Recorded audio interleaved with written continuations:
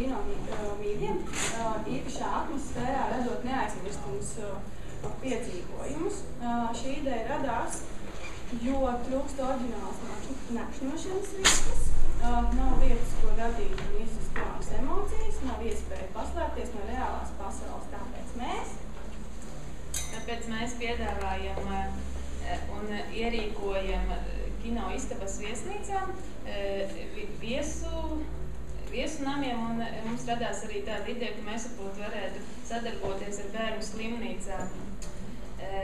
Otrs risinājums tāds būtu, kad katrā viesnīcas istabiņa būtu tā kā, katrai viesnīcai būtu istabiņa, kas būtu tā kā kādas kinofilmas pēc kā stilā.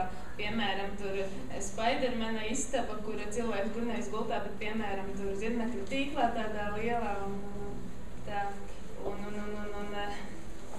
Jā, konkrētai tematikai skatītos pēc populārākajām filmām. Vienu laiku bija Harry Pottera laiks, tagad krēslas laiks, vēl joprojām ir populārs limuzīns, varētu sienu kaudzēt, gulēt, vai arī kāda mums ir aptaujas laikā izteica piedāvājumu, ka labprāt gulētu pat zārkā pēc dulās Paulīnas.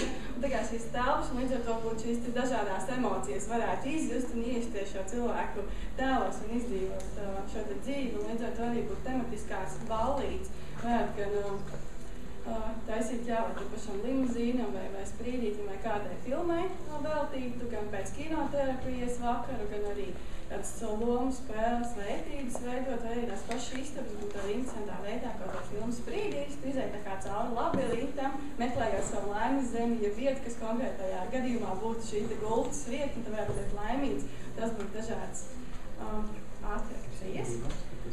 Un jā, mēs būtu tā kā tāda dizaina studija izklaides sfērā, kas izstrādātu kino istabu dizainus. Mēs iekārtot telpas sadarbībā ar būvfirmām, kas to veiktu, apmācītu darbinieks aktierus, kas jau strādā konkrētajā vai viesnīcā, viesnamā vai slimnīcā, un paši organizētu rīkotu tematiskās ballītes un tad radītu emocijas mākslinieckā vidē kino stilā.